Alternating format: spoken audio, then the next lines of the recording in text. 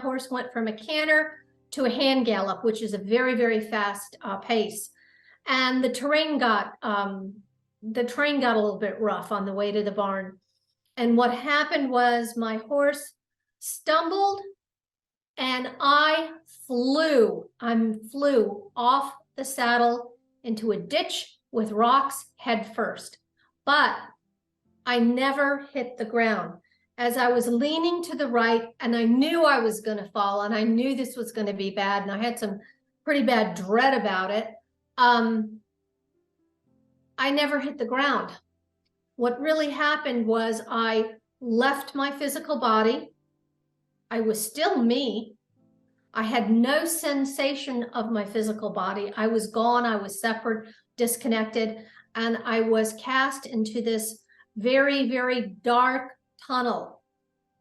And there was really no light, but there was a candescent glow to it.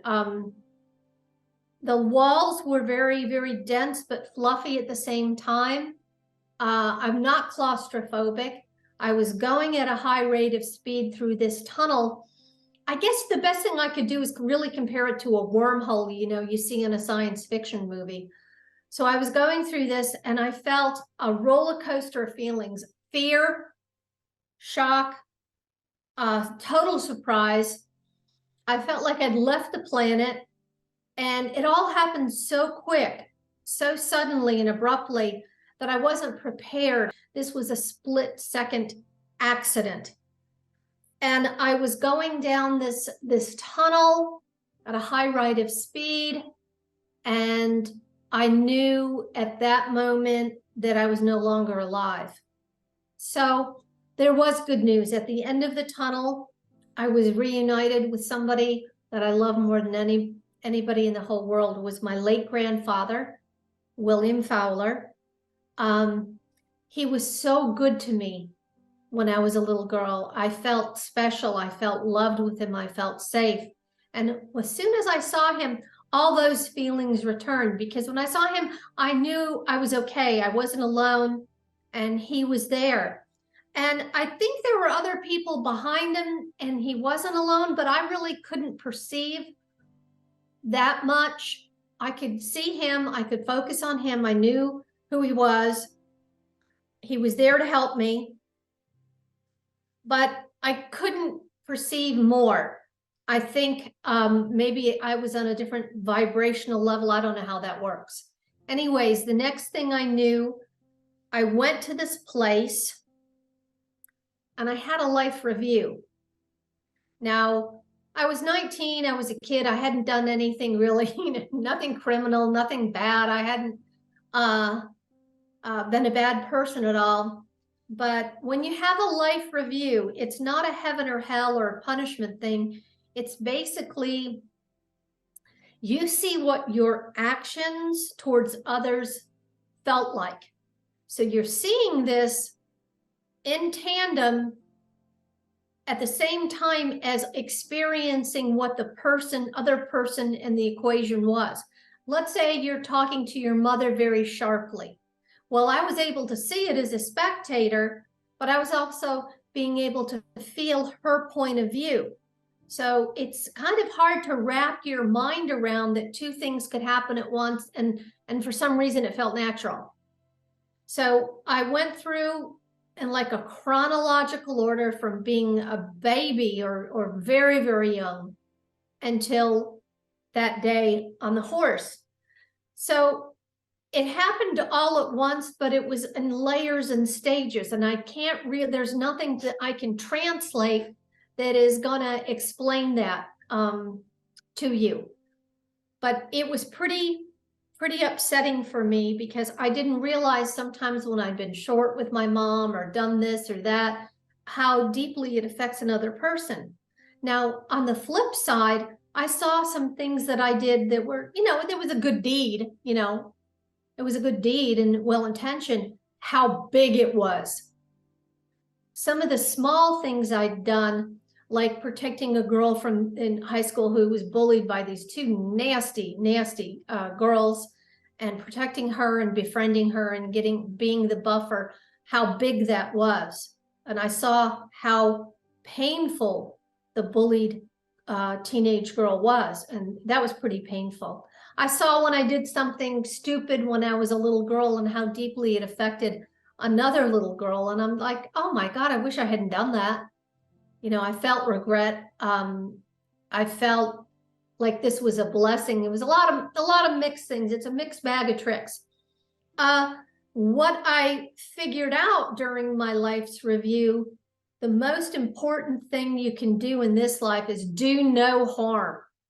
Do not interfere with another person's destiny. Like, you don't screw somebody else up. You don't screw somebody else over. It's basically like the physicians say, do no harm. Because when you interfere with somebody else's destiny and you truly hurt them or change their life for the negative, number one, you're going to feel it. And it is it's the big no-no. It's the big mistake that some people make. But it's not a heaven or hell.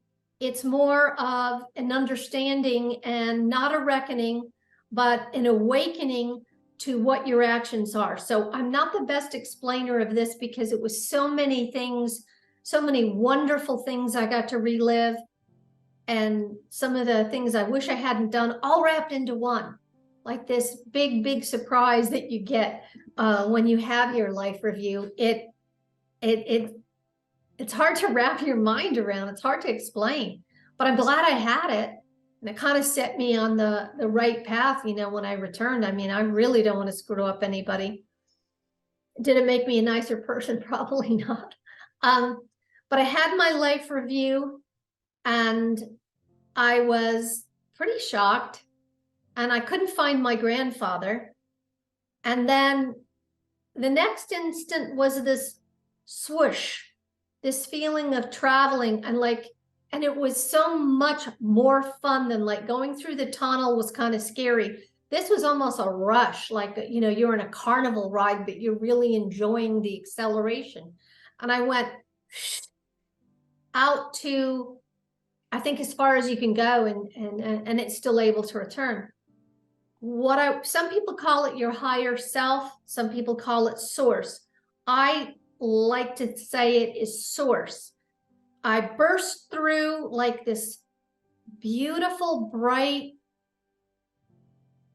sea of like clouds, and there was light but no sun, and it was like bursting through clouds, coming up, and then being cradled, loved, rocked, caressed, wrapped in a blanket of pure love. Bliss would be an understatement. It is pure love, and you're floating through this. I don't know. I can see people making a mistake and thinking it's heaven. It's not heaven. It's source, and all around you are parts of you, personalities. So to get to this explanation, I figured out, or I understood, that when your soul enters physical reality and is born, when the soul comes into physical reality, it fractures into different personalities in different lifetimes, and you have these multiple lives, and eventually when everybody dies, all the parts of you die, you get collected to this source place. That's the best way I can say it. I'm not that good at it, but it was a sea of love, and every other soul there I could perceive, but it couldn't get a definite lock like a face or a name or anything. But I knew I was floating through a sea of love, and there were other souls around me, and this was my source or my origin or my collection of whatever. And that was beautiful. It was wonderful.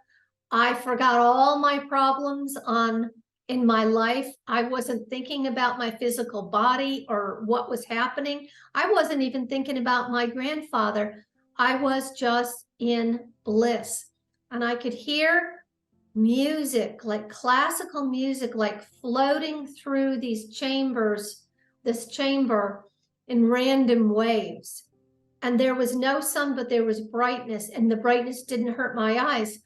And I didn't have a real sensation of having a physical body. I could have been, I'm not sure, a point of consciousness at that point. I don't know. But as soon as I felt happy about it, peaceful, and accepting it, like I've arrived, I'm here, it was over. And I was shot back. And this place was different. I didn't know you could be shown so much. I looked to my right and I could see the planet Earth and how blue it was and how there was space. And I didn't know if this was a hallucination or something that was shown to me to calm me down. I don't know, but I don't like heights. But I saw the planet Earth to the right. And then I walked into this chamber, and on each side, I was kind of in the middle, on each side, and very, very tall, like walls, but they were not, they were fluffy. They weren't like a classical wall. It was almost a mist. There was a line of personalities that were male. There was a line of personalities that were female, all lined up, all deceased. And they were my past lives. I don't know if it was a future life in there or not, but I'm just saying the comprehension I had is it was all my past lives. So I had arms, I had a body, it was white, and then I went to touch one of these souls. I just, you just wanted to touch it. And I saw it was a male, it was a man. And he didn't respond to me, and I didn't have a connection. Oh, this was me, or any of his memories or knowledge or anything. I was just freaked out. There were people behind me directing me and talking to me that weren't part of my different personalities, but I couldn't really understand what they were saying. It was kind of a confusion, and I'm not explaining it all that well. But so I'm in this chamber. There are all these male lives. There's all these female lives that were mine. I touched the male to get a look at him, and he was like white, devoid of color. And then I go over and I touch a woman, and she's not too pretty.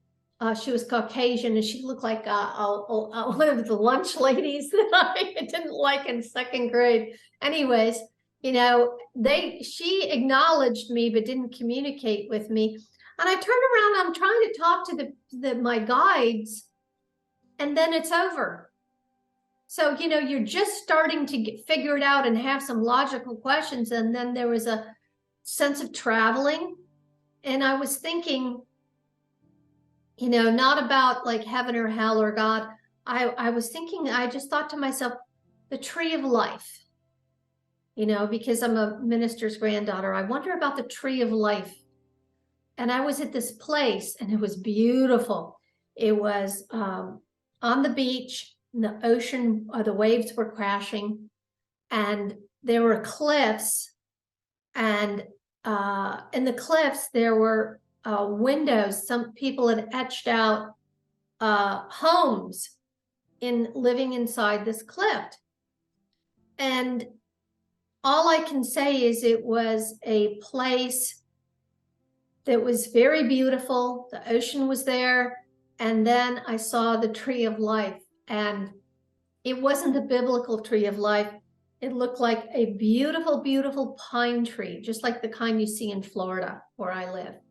And I could see the bark, and it was white, iridescent. And then there was like this moss green color or hue in various places. And I could see the pine needles were a light mossy green. It was just gorgeous. And it was in the middle of the beach with ocean water crashing around it. Well, a pine tree we know doesn't grow that way, but it was just stupendous. And I think now looking back that there is a part of non-physical reality that's very thought responsive and can create something that you're thinking about it, like crystallized thought, I don't know, something like that. But I was in a place that was more thought responsive. the other places that I'd been hadn't been. So boom, this thing is over, and I moved. I'm not voluntarily out of it because I wanted to explore, and I'm back in this other place. I know it's close to Earth or physical reality or where we all reside right now. And my grandfather was there, and it was very upsetting. I knew that he was conveying that, you know, you're going back, that, you know, you're not staying. And I wanted to grab his hand, and I have very small hands. And my grandfather always had very big hands, and I'm trying to grab him so I can stay with him, and I don't want to go. And he wasn't a young man, but my grandfather died of cancer, and he had a horrid death, just horrible, horrible death. And the last time I saw him, it was just, it was horrendous. And, you know, I was 12 years old. It was just awful. And to see him, and he wasn't sick. He was older, but he wasn't in his 70s, you know, late 50s, early 60s. And he looked like him, dressed like him, you know, the khaki pants and the thin leather belt and the flannel shirt, no glasses, but he looked like him. And that was really, really wonderful to see him, to know that he still loved me, to know that, you know, he exists on a different level. I didn't lose him. He didn't leave without me. He was waiting for me. And I think he still is. So I got to see my grandfather, and I know that I'm going back. I'm trying to fight it. And all around this dimension that I'm at now, it's not thought responsive. I did have a sense of, you know, having a body because I wanted to grab his hand. And one of the things that it's hard to explain, there was no floor, but there had to be logically because we were standing. And it was a mauve hue, and the walls were fluffy yet dense, and nothing that I could actually describe or a science fiction movie could describe. But I was taking that in, then swoosh, like somebody had grabbed me, threw my back to my solar plexus, and then began to yank. So I was yanked back through the tunnel against my will, very shaken up about this whole thing, about life after death or continuation of existence. And bam, I'm back in that field in Virginia, and I am in pain. I took a brutal fall.